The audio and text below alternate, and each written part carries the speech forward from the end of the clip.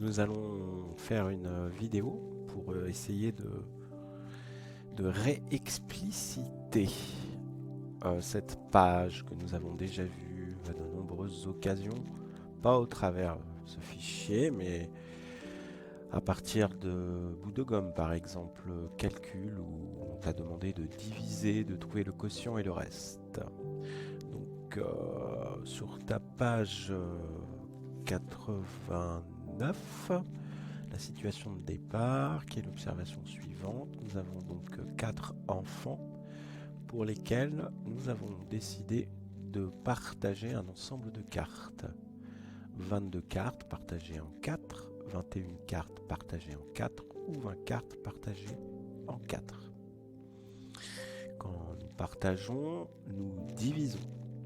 Donc l'écriture mathématique se lit 22 divisé par 4, 21 divisé par 4 et 20 divisé par 4. Nous allons commencer par 22 divisé par 4. Pourquoi j'ai mis ça à côté, la table de 4 ? Parce qu'elle va nous servir. Effectivement, si je donne une carte à chaque enfant, en tout, j'en aurai distribué 4. Si j'en donne 2 à chaque enfant, 2, 2, 2, 2, ça sera 4 fois 2, donc j'aurai distribué 8 cartes. Donc je vais essayer de voir, en distribuant les cartes à ces 4 enfants, jusqu'où je peux aller.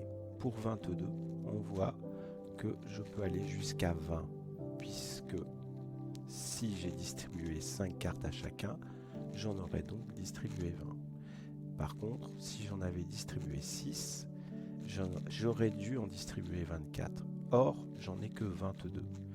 Donc je ne peux faire que 4 fois 5. Ici, donc, pour le premier enfant, j'en ai donné 5. Au deuxième, j'en ai donné également 5. Au troisième, j'en ai donné 5. Et au dernier, j'en ai donné 5. Donc je peux très bien dire que finalement, j'ai distribué en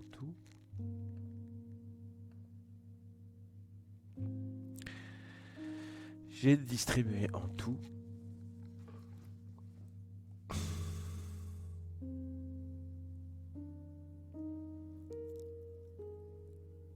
4 groupes de 5. Ce qui fait finalement 20 cartes distribuées. Mais si j'ai distribué 20 cartes alors que j'en avais 22 à distribuer, je comprends qu'ici, il me restera 2 cartes que je n'aurais pas pu distribuer.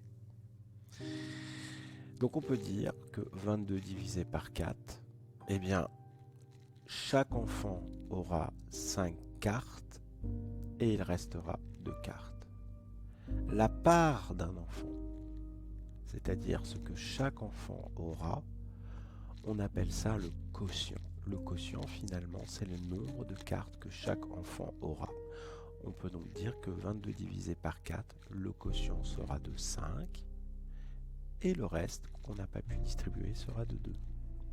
Si je fais 21 divisé par 4, eh bien on voit que dans la table de 4, ce qui s'approche le plus de 21, ça sera toujours 5, mais cette fois-ci, eh bien, on rajoutera simplement une carte à part, puisque cette carte-là, on n'aura pas pu la distribuer. Par contre, si j'avais 20 divisé par 4, alors je vois qu'ici, finalement, mon reste sera nul. Voilà.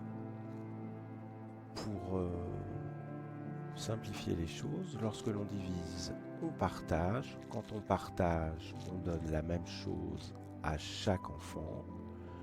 Le nombre de cartes obtenues pour chaque enfant s'appelle le quotient.